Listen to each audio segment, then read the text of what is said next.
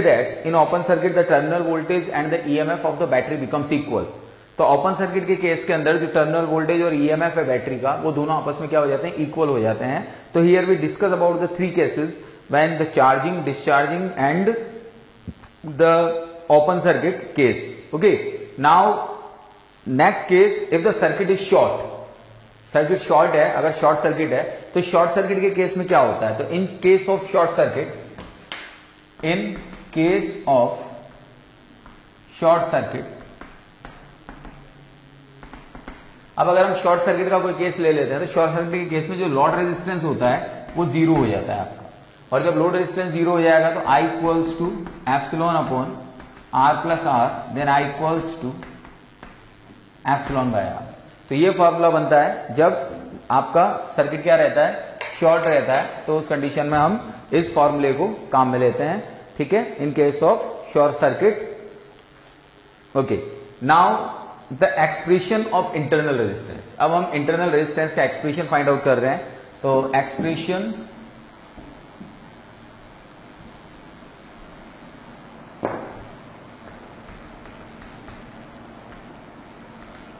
Of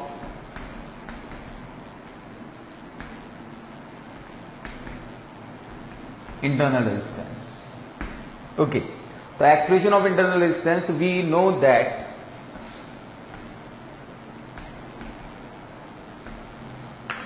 in discharging condition,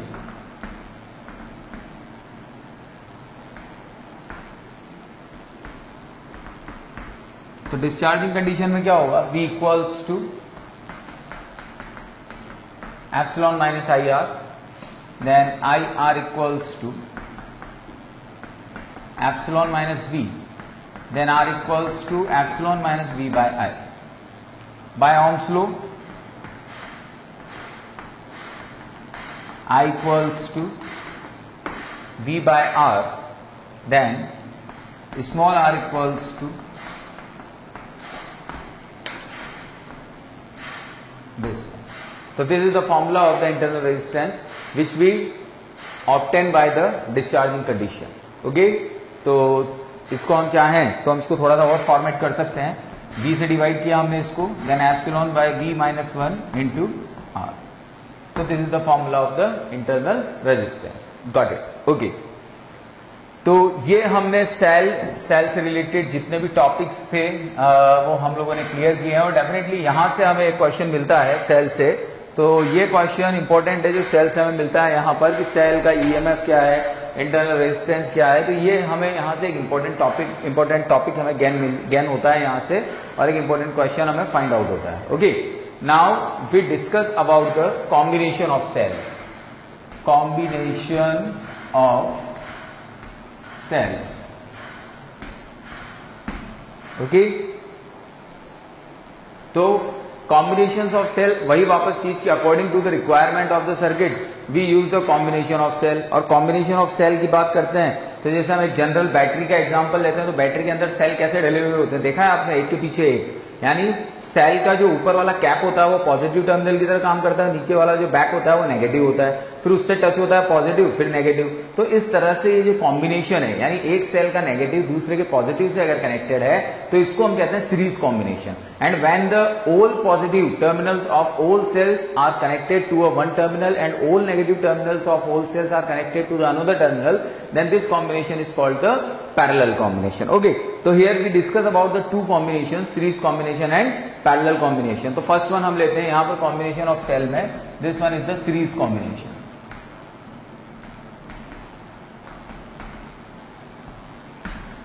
okay, तो series combination को हम यहाँ पे डिस्कस करते हैं. तो सीरीज कॉम्बिनेशन क्या होता है वही वापस मैं डिस्कस कर रहा हूं कि when the positive terminal of one cell is connected, when the negative terminal of first cell is connected to the positive terminal of the second cell, then it. Okay students, now our next topic is the combination of cells. Combination of cells से पहले हम combination of resistance पढ़ चुके हैं, combination of capacitors पढ़ चुके हैं, तो सर्किट की रिक्वायरमेंट के अकॉर्डिंग हम कॉम्बिनेशन करते हैं। यहाँ पर सेल्स का भी कॉम्बिनेशन सर्किट की रिक्वायरमेंट के अकॉर्डिंग होता है। जैसे एक जनरल टॉर्च होती है जो घरों में हमारी यूज आती है जनरली, उनके अंदर जो सेल बैटरीज जो लगी हुई होती है उनको अगर आपने कभी गौर किया हो तो बैटरी में जो आगे की कैप होती है वो पॉजिटिव टर्मिनल और जो पीछे का बैक होता है वो नेगेटिव टर्मिनल होता है।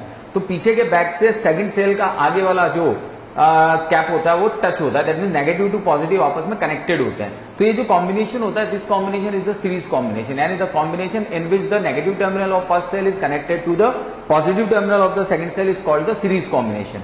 और पैरेलल कॉम्बिनेशन में क्या होगा, all positive terminal of all cells connected to one terminal and all negative terminal of all cells connected to the another terminal, then this is called the parallel combination। तो यहाँ पर हम series combination की बात कर रहे हैं। कल मैंने आपको एक बहुत अच्छी चीज बताई थी कि हर सेल का अपना एक इंटरनल रेजिस्टेंस होता है और वो इंटरनल रेजिस्टेंस की वजह से उस सेल का ईएमएफ धीरे धीरे कम होता चला जाता है, यानी उसकी कैपेसिटी धीरे धीरे कम होती चली जाती है। तो यहाँ पर भी हम हर सेल के साथ में उसका एक ईएमएफ इंटरनल रेजिस्टेंस कनेक्टेड करेंगे। तो यहाँ मैं एक डायग्राम बनाता हूँ, देखिएगा। सबसे पहले we take have two cell, first one EMF epsilon 1 and its internal resistance is R1. Okay, now the second cell having the EMF epsilon 2 and the internal resistance R2. This point is C, this point is B and this point is A. Now this circuit is connected to a load resistance, this is R. Okay, this is the load resistance or the external resistance, this is R. Now the current flowing in this circuit is I, because it is a series combination, so the value of current remains same. Okay, so now here theory में हम generally लिख सकते हैं कि we have in figure we have two cells of EMF epsilon 1 and epsilon 2 with internal resistance R1 and R2 respectively are connected in the series combination with a load resistance R. Now the potential difference between the A and C is, तो हम क्या लिखेंगे यहाँ पर, VAC। ध्यान दीजिएगा बहुत अच्छी तरह से, VAC। VAC को क्या लिख सकते हो तुम, VA minus VB plus VB minus VC। Okay, तो VAC equals to VA minus VB plus VB minus VC। ठीक है, अब यहां पर हम ये कहते हैं कि here VA minus VB is the potential difference between this, तो this is epsilon 1 minus IR1. Okay, this is then A and B, and here B and C is epsilon 2 minus IR2. This is VAC.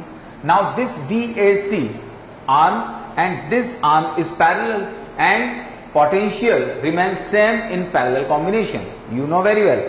तो यहां पर इसका जो potential आएगा, जब ये current I इस रेजिस्टेंस में से फ्लो होगी तो इसका पोटेंशियल कितना आएगा, IR। The potential bye ohm's law, the resistance of this arm is IR।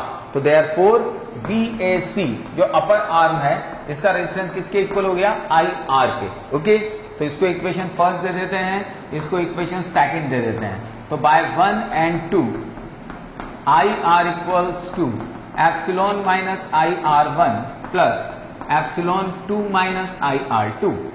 अब एप्सिलॉन 1 और एप्सिलॉन 2 को एक साथ ले लेते हैं, then minus IR1 plus R2। Okay, now epsilon 1 plus epsilon 2, इसको इस वाली माइनस टर्म को इधर रिप्लेस कर देते हैं और I कॉमन ले लेते हैं, तो R1 plus R2, this one. तो यहां से हम इक्वेशन इसको हम दे देते हैं 3। ओके, अब here we say that the equivalent resistance of the circuit, जो इक्विवेलेंट रेजिस्टेंस है सर्किट का, अगर हम उस इक्विवेलेंट रेजिस्टेंस सर्किट को हम मानते हैं, suppose if equivalent EMF of circuit is epsilon S, क्योंकि सीरीज है, and internal resistance is RS। हमने क्या कहा, इक्विवेलेंट EMF जो सर्किट का है वो है एप्सिलॉन S और इंटरनल रेजिस्टेंस कितना ले लिया हमने, RS। तो टोटल जब EMF, टोटल जो रिलेशन हम निकालेंगे टर्मिनल वोल्टेज और EMF में, तो क्या निकलेगा, V इक्वल्स टू या VAC equals to epsilon S minus IRS। Okay, ये निकलेगा। ठीक है, तो यहां पर epsilon S minus I R S, तो यहां पर एप्सिलॉन एस क्या है आपका इक्विवेलेंट रेजिस्टेंस, ओके। तो वी ए सी की वैल्यू वापस रखते हैं हम यहां पर I R, then epsilon S minus I R S, तो एप्सिलॉन इक्वल्स हो जाएगा I R plus R S, ठीक है। यहां से हम आई की वैल्यू फाइंड आउट करते हैं, तो आई की वैल्यू क्या आती है epsilon S upon R plus R S. तो this is the value of the total current which flowing in the circuit in series combination, first thing. Second thing, epsilon S को आपने क्या माना है इक्विवेलेंट ईएमएफ, और R S को आपने क्या माना है इक्विवेलेंट इंटरनल रेजिस्टेंस। तो इस इक्वेशन को यहां पर हम इक्वेशन दे देते हैं इसको, this is equation 3, this equation 4 and this equation 5, okay. तो नाउ कंपेयर 4 एंड 5। तो जब कंपेयर करते हैं तो कंपेयर करेंगे तो epsilon S equals to epsilon 1 plus epsilon 2, okay. और इंटरनल रेजिस्टेंस की अगर हम बात करते हैं तो R S equals to R1 plus R2। तो this is the equivalent EMF and the equivalent internal resistance for the series combination. अब इसी वैल्यू को अगर हम I की वैल्यू की फॉर्म में लिखते हैं बाय 4, तो I इक्वल्स टू क्या हो जाएगा epsilon 1 plus epsilon 2 upon R plus R1 plus R2 this का। तो सीरीज कॉम्बिनेशन के अंदर इक्विवेलेंट ईएमएफ तो आता है आपका epsilon 1 plus epsilon 2, internal resistance आता है R1 प्लस R2, और जो टोटल करंट आती है वो आती है I equals to epsilon 1 plus epsilon 2 upon R plus small r1 plus R2, okay. अब हम कहते हैं कि if the polarity of the cell becomes changes, अगर सेल की पोलैरिटी चेंज हो जाती है, पोलैरिटी कैसे चेंज होगी वो भी हमें थोड़ा समझना है कि पोलैरिटी हम कैसे चेंज करते हैं। तो यहां पर हमने ये कहा कि जैसे सपोज ये सेल इस तरह से कनेक्ट होगा, एक कंडीशन तो ये हो गई और एक कंडीशन ये हो गई, यानी यहां प्लस की जगह माइनस, माइनस की जगह प्लस हो गया, पोलैरिटी यहां चेंज हो गई, यहां सेम रहा, और यहां पर सेम था, यहां पोलैरिटी चेंज हो गई। तो जहां पोलैरिटी चेंज होती है वहां पर जब हम इक्विवेलेंट ईएमएफ की बात करेंगे तो जो पॉजिटिव वाला जो मतलब ये कह सकते हैं प्रीवियस वाला है, जो नॉन चेंजेबल है, उसको ग्रेटर माना जाता है, और जो चेंजेबल है उस पर साइन चेंज हो जाता है। तो ये तो पॉजिटिव होगा और इसका साइन चेंज हो जाएगा, तो एप्सिलॉन 2 माइनस एप्सिलॉन 1 इस कंडीशन में जब पोलैरिटी चेंज है आपकी, ओके। और इस कंडीशन में यहां पर ये एप्सिलॉन 1 वाला ग्रेटर है देन दिस, तो ये तो हो गया इस कंडीशन में, ये हो गया इस कंडीशन में। तो अगर पोलैरिटी चेंज हो जाती है तो जो आपका ईएमएफ है वो ईएमएफ इस कंडीशन में आपको गेन होता है, ओके। अब यहां हम कहते हैं कि if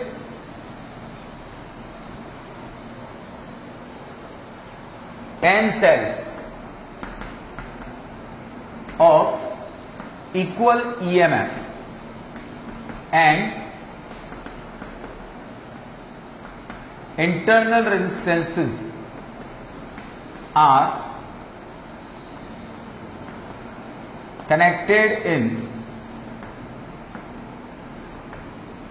series combination, then epsilon S equals to epsilon plus dot dot dot कितने टाइम्स तक, n टाइम्स तक। तो एप्सिलॉन एस इक्वल्स हो जाएगा आपका n एप्सिलॉन, ओके। और अगर इंटरनल रेजिस्टेंस की हम बात करते हैं तो R S equals to R plus dot dot R कितने टाइम्स तक, n टाइम्स तक।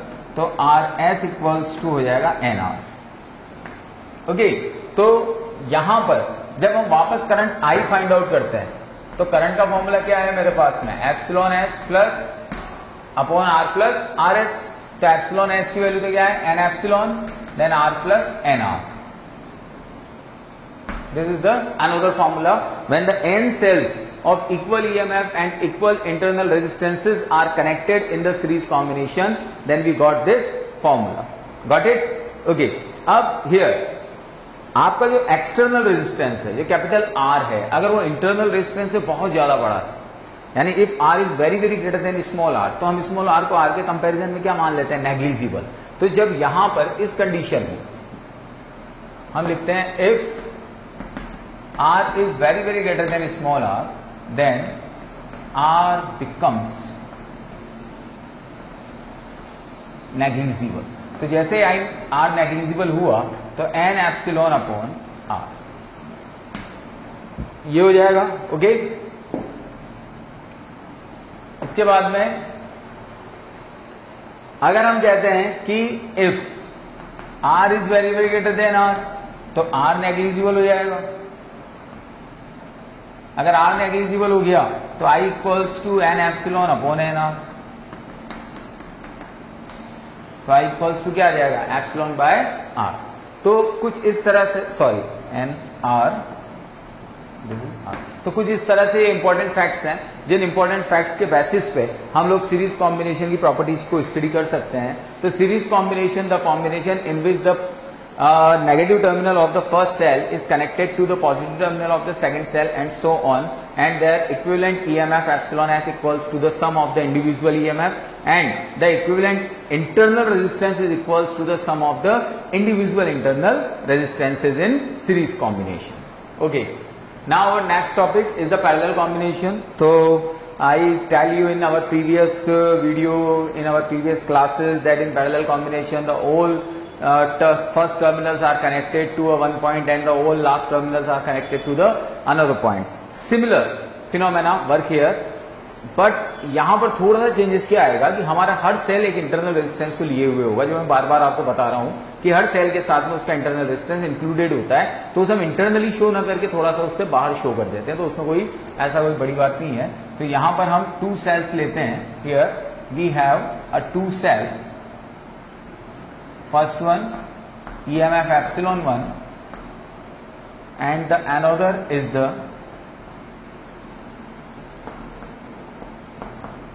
epsilon 2.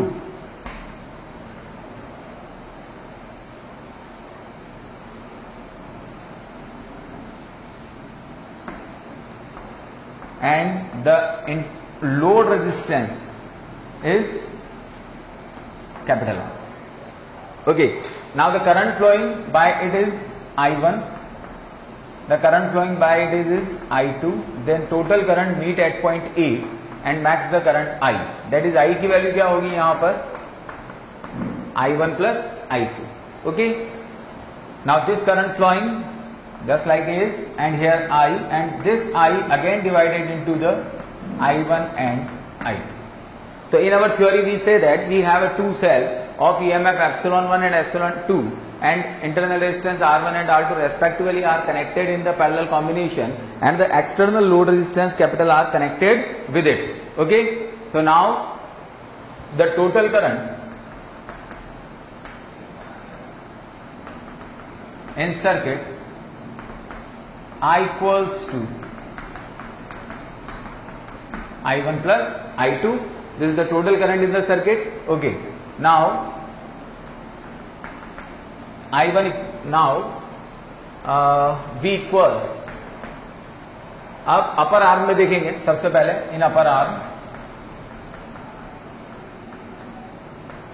V equals epsilon 1 minus I1 R1. This is the discharging case. कौन सा केस है ये, डिस्चार्जिंग. कल बताया था मैंने आप लोगों को. This is the discharging case. तो V1 equals to epsilon 1 minus I1 R1. तो I1 R1 को इधर ले आए, इसको उधर ले गए, यहां से हमने I1 की वैल्यू फाइंड आउट कर ली. This is okay. Similarly 4 lower arm V equals to epsilon 2 minus I2 R2. Then what is the value of I2 here? This is equation 3. So now we get the value of I1 and I2. Now this value put in the equation 1.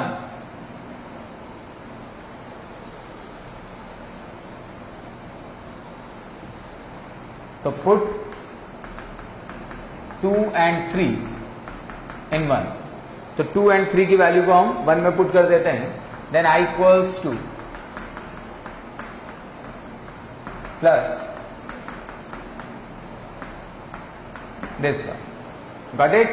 अब epsilon 1 और epsilon 2 वाली term को एक साथ रखते हैं हम.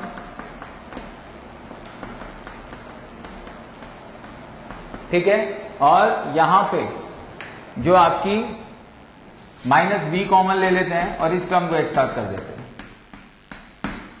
ठीक है, और ये आई के इक्वल चल रहा है अपना।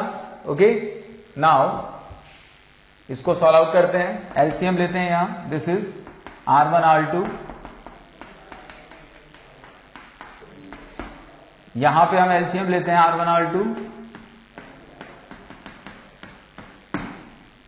This is I. ओके, अब इसका ट्रांसफर करते हैं इधर और इसका ट्रांसफर करते हैं उधर, तो ये हो गया B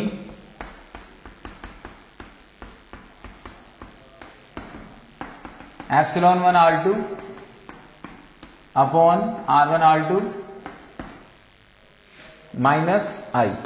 ओके, यहां से मुझे V की वैल्यू फाइंड आउट करनी है, तो इस पूरी टर्म का डिवाइड मैं इसमें भी करूंगा और इसमें भी करूंगा, ठीक है। तो डिवाइड करते हैं, देखिएगा, तो जब यहां डिवाइड करेंगे हम V equals to epsilon 2 R1 upon R1 R2, और जैसे ही इसका डिवाइड मैं इसमें करूंगा तो ये उल्टा हो जाएगा। उल्टा कैसे हो जाएगा? R1 R2 upon R1 plus R2 minus I R1 R2 upon R1 plus R2। Okay, तो here this R1 and R2 will be cancel out, then V equals to epsilon 2 R1 plus R2 minus I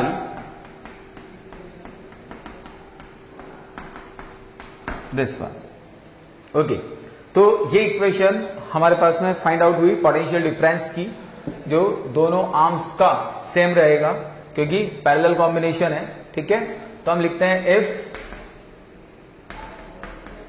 equivalent EMF, अब equivalent EMF है, हम parallel combination consider कर रहे हैं, ठीक है। तो if equivalent EMF is epsilon equivalent and internal resistance R equivalent, तो देन अब क्या हो जाएगा, देखिएगा, हमारा फॉर्मूला जनरल डिस्चार्जिंग के केस में क्या होता है, epsilon equivalent minus I are equivalent, यही होगा, ठीक है। तो जब हम इसे सॉल्व आउट करते हैं, यहां हम लिखते हैं कंपेयर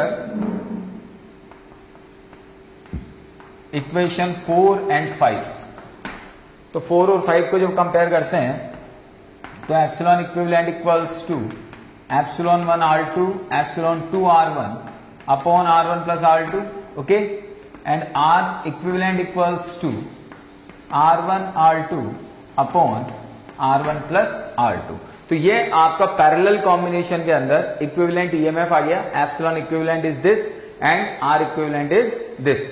तो ये दोनों कंडीशंस में हम लोगों ने यहां पर इंटरनल रेजिस्टेंस भी निकाल लिया और एप्सिलॉन इक्विवेलेंट भी निकाल लिया। अब हम यहां पर ये कहते हैं कि कुछ इंपॉर्टेंट फैक्ट्स लेते हैं हम इस जगह पे।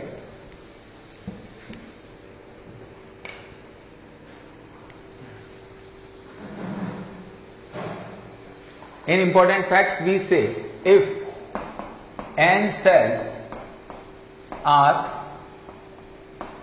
connected in parallel combination with equal EMF and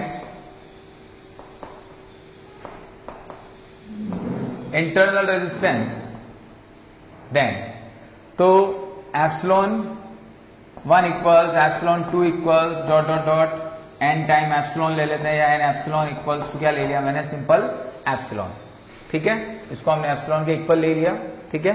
और इंटरनल रेजिस्टेंस जो हम ले रहे हैं R1 equals R2 equals R ले लिया, ठीक।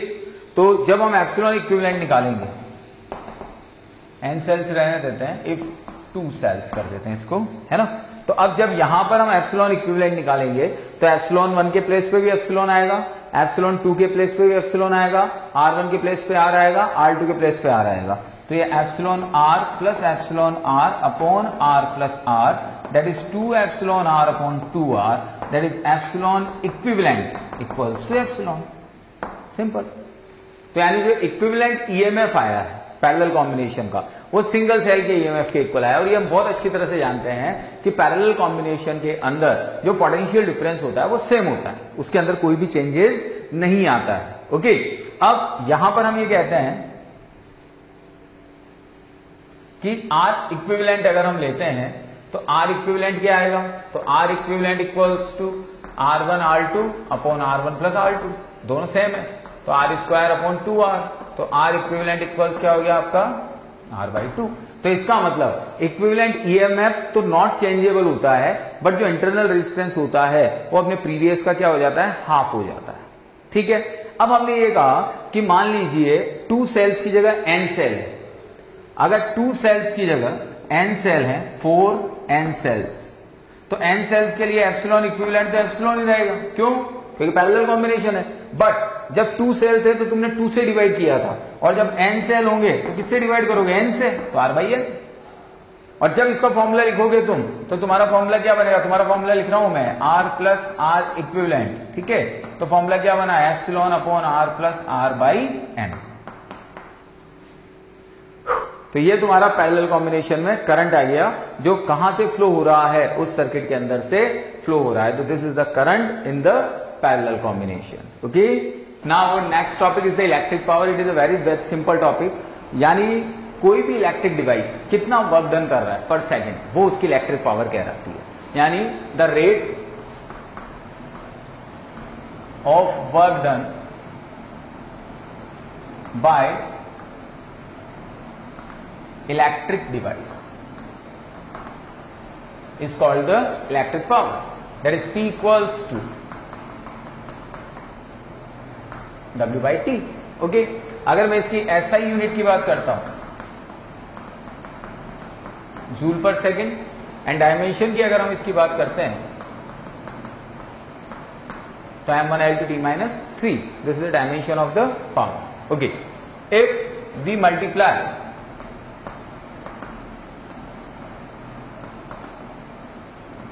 equation 1 by Q by Q, then P equals to WQ by QT। okay, तो we know that V equals W by Q, तो W by Q तो हो गया V और Q by T हो गया I, क्योंकि हम क्या जानते हैं, पोटेंशियल तो होता है W by Q और I इक्वल्स होता है Q by T। ठीक है, तो यहां पर हम लिखेंगे P इक्वल्स टू VI। तो ये आपका फॉर्मूला बन गया पावर का, P equals to VI। Okay, again हम यहां पर ओम्स लॉ यूज में लेते हैं। ओम्स लॉ अगर हम लेते हैं तो V इक्वल्स टू होता है IR, then P equals to हो जाएगा आपका I square R। Okay, this is again the formula of the power, and if I equals to V by R, then P equals again हो जाएगा V square by R। तो power के अब आपके पास में 3 फॉर्मूले हो गए। Now power P equals to VI, I square R and V square by R। तो these are the formula of the power. तो कौन सी पावर, इलेक्ट्रिक पावर। ओके, तो जनरल इलेक्ट्रिक पावर का जो यूनिट होता है, यूनिट जनरल यूनिट जो हम कहते हैं वो होता है वॉट। ठीक है, एक इसका कमर्शियल यूनिट होता है, जिस कमर्शियल यूनिट की अगर हम बात करते हैं तो यहां पर हम कहते हैं commercial unit of the power is a horse power, 1 HP। तो 1 HP इक्वल्स होता है 746 वॉट। तो this is the commercial unit of the power. तो एक सिंपल सा टॉपिक है, इस सिंपल सा टॉपिक के अंदर से एक जनरल छोटा सा क्वेश्चन अगर कभी कभार पूछ लिया जाता है, अदरवाइज इतना कोई इंपॉर्टेंट नहीं है, फिर भी हमें ध्यान रखना है कि पावर की टर्म्स में डेफिनेशन और इसके फॉर्मूले। Now the last topic of this chapter is electrical energy.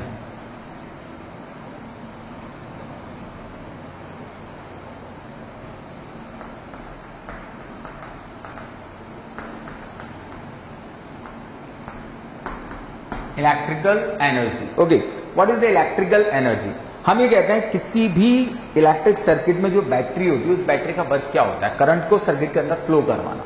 तो बैटरी या इलेक्ट्रिक सोर्स करंट को फ्लो करवाने के लिए सर्किट में जितना वर्क डन करता है, वो वर्क डन किसकी फॉर्म में कंज्यूम हो जाता है, this work done is consume in form of electric energy. तो इलेक्ट्रिक एनर्जी को हम डिफाइन करते हैं कि the work done in definite time interval by electromotive force source for flowing current in the circuit is called its electric energy. यानी electric circuit में electric source current को flow करने के लिए जितना वर्क डन करेगा, this work done is called the electrical energy. And electrical energy का simple formula है W equals to P into T, power into time. P की वैल्यू क्या जानते हैं हम, VI, तो W इक्वल्स टू VIT। यहां से भी हम और दूसरे फॉर्मूले बना सकते हैं। ओम्स लॉ क्या होता है, V इक्वल्स IR, तो एक और फॉर्मूला बन गया यहां से I स्क्वायर RT। यहीं पर हम एक और फॉर्मूला बना सकते हैं I equals to V by R, तो ये बन गया V स्क्वायर बाय RT। तो आपके W के ये 3 फॉर्मूले, दैट इज इलेक्ट्रिकल एनर्जी के हमारे पास में 3 फॉर्मूले यहां पर कंप्लीट हैं। अगर हम हीट एनर्जी की फॉर्म में बात करते हैं तो एक होता है mechanical equivalent of joule, chemistry में भी होगा आपके ये, J equals to W by H, और इसकी वैल्यू होती है 4.2 जूल पर कैलोरी। ये मैकेनिकल इक्विवेलेंट ऑफ हीट होता है, सॉरी जूल नहीं होता, मैकेनिकल इक्विवेलेंट ऑफ हीट। तो J equals to W by H और इसकी वैल्यू होती है 4.2 जूल पर कैलोरी। ओके, अब यहां पर हम बात करते हैं कि किलोवाट आवर, जो इसका एक commercial unit of electrical energy,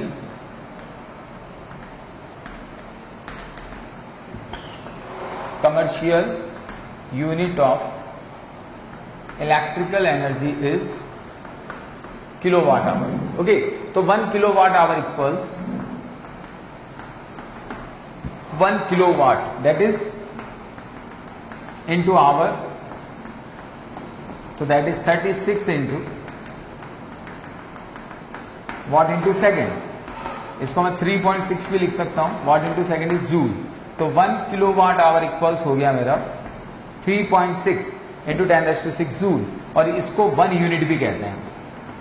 यानी अगर हम 1 किलोवाट का कोई भी डिवाइस 1 आवर तक चलाते हैं तो हमारे घरों का जो बिजली का बिल आएगा वो 1 यूनिट आएगा।